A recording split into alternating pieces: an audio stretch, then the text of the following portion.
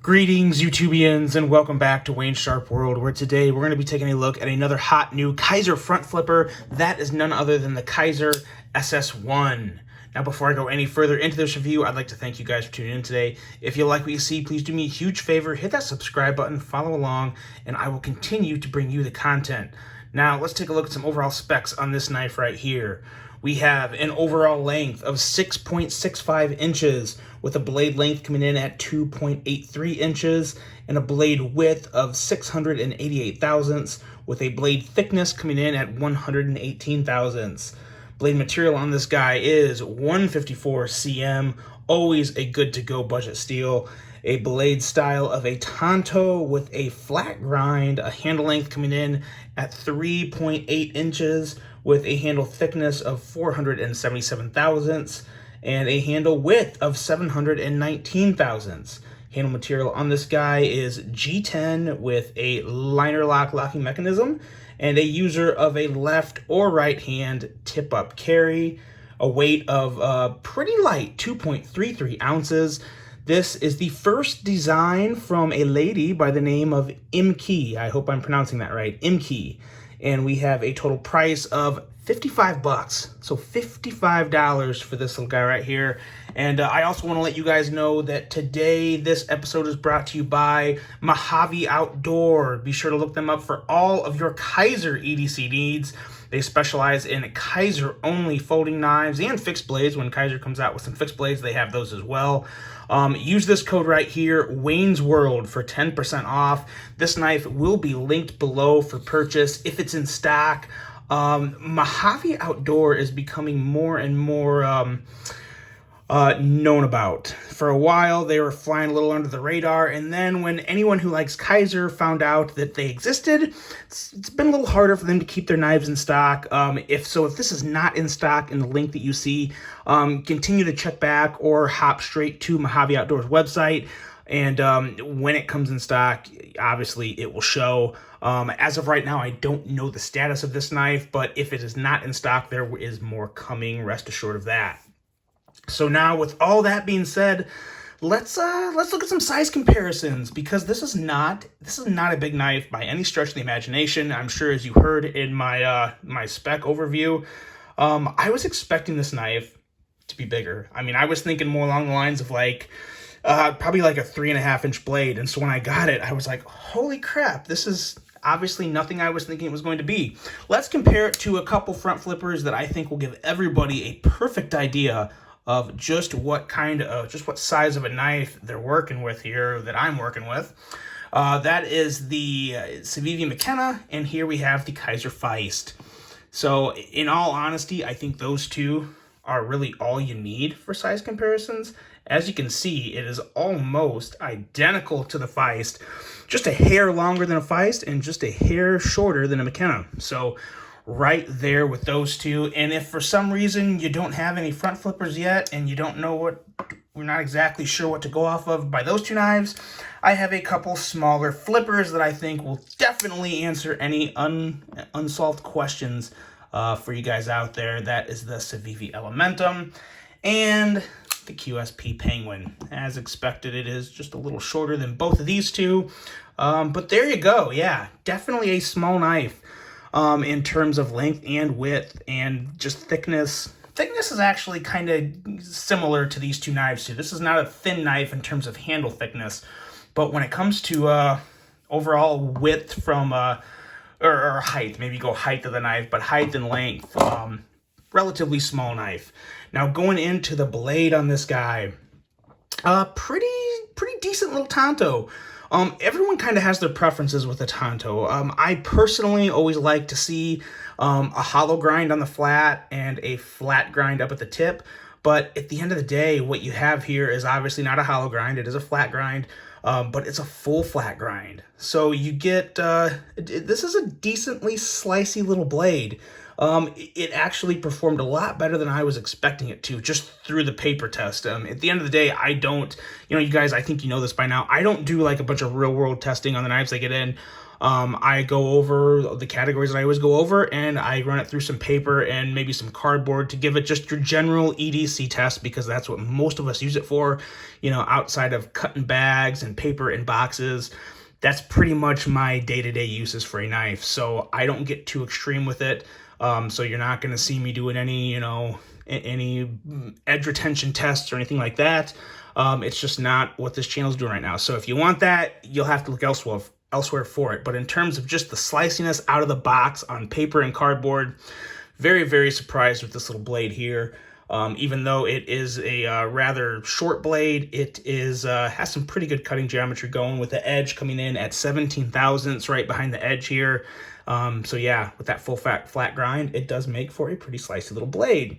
You do have a very generous amount of jimping along the spine, which I like a lot. For as big as this knife is, you really can realistically use that much of the jimping. If you put your thumb right here, you can really do some powerful work with that tip, because sometimes you just need to cut through, an inch of something, or a half or a quarter of an inch of something. So you have that length, and you still have all the jimping that you need up there to cut through whatever you're cutting through. So I do like that. It's good for your index finger, or like I said, especially that thumb placement right there is very nice. The front flipper tab on this blade is actually a little unique. Because when you look at it, you may think it's somewhat of like a top flipper style, because you can just put it up there and do that. That doesn't really work in terms of action. This is not a top flipper. It's definitely more of a front flipper. You're going to have your thumb or finger, whatever you're doing with it, right along the front there. But rest assured that jimping is plenty good enough, and definitely grippy enough to get that blade going. We'll talk more about that when we get to the action of the knife. But in terms of just the blade overall, it is a very sleek and what I think to be a very attractive blade. Even without that hollow grind that I like to see, I don't mind this full flat grind, and a very nice tip grind up here, which is going to give you, that light little swedge and reduction of steel up top, and then of course that flat grind at the tip. Is going to make for a pretty strong tip, and yeah, a pretty useful little EDC blade in general, but especially at that tip that you're going to have a good amount of strength. Now going into the handle and ergos on this guy. Ergos, for what they are, again, this is a rather simple design when it comes to the handle. So overall, they're solid. They're acceptable. There's really nothing that stands out to me as uncomfortable.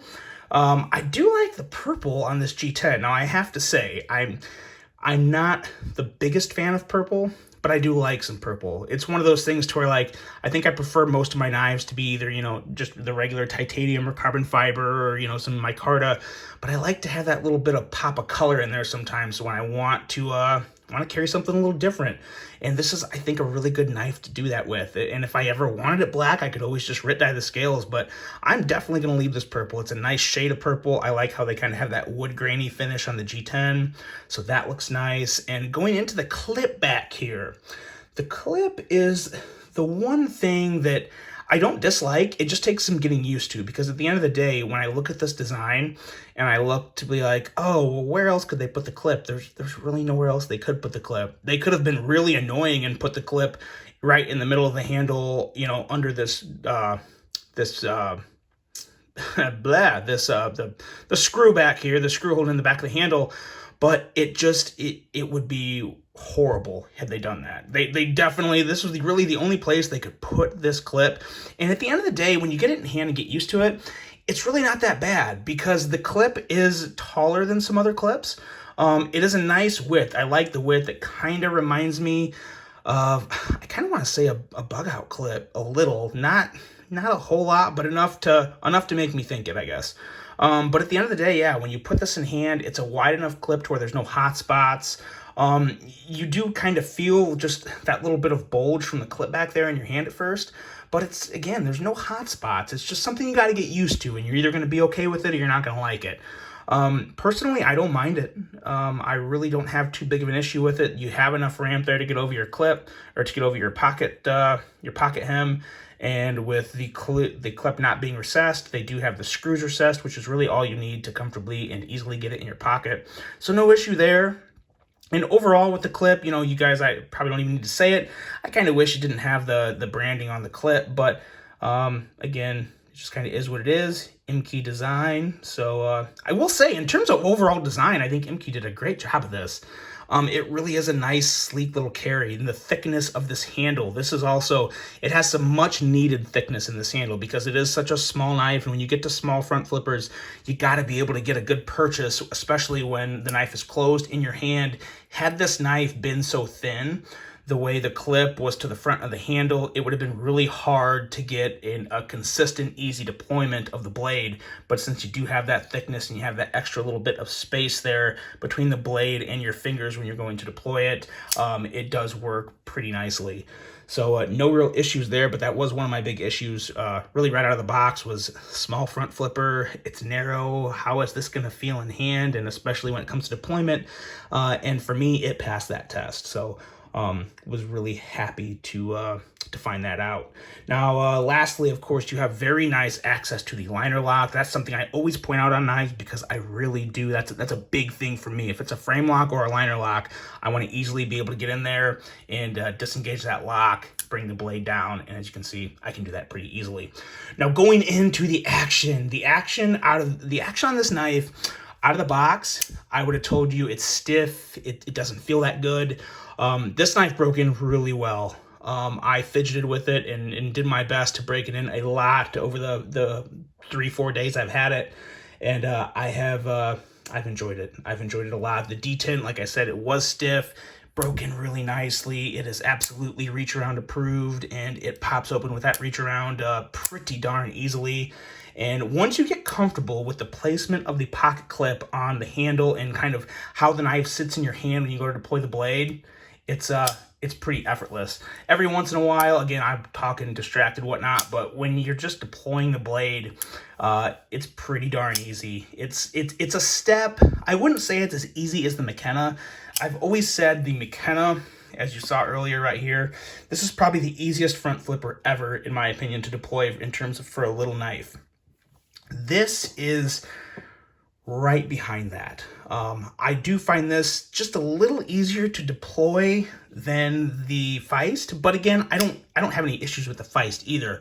But if I had to rank the three knives, the McKenna, the SS1, and the Feist in terms of ease of deployment, I would probably have this this SS1 at number 2 because it has become pretty easy to pop that blade open, and with that nice dialed in detent and just a nice crisp thwack you get, it's enjoyable. It's a very enjoyable knife, whether you're using it, fidgeting with it.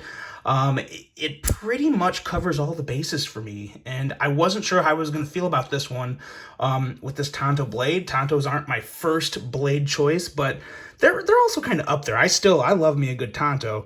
Always prefer a drop point, but I like having this little Tanto blade on the front flipper. It's a nice change up because now I have a reverse Tanto. I've got my Warncliffe, and then I have some other, I have some drop point front flippers. So it kind of covers all the bases for me on blade shapes and just what I'd like and enjoy. So overall, this is a pretty impressive little knife. I think in terms of price and ergos and action and overall quality, the fit and finish, you probably know by now when it comes to Kizer, you're always going to get the good quality and fit and finish. So for me, it's going to come down to price and just overall how much I'm attracted to the design and just, how it feels in hand.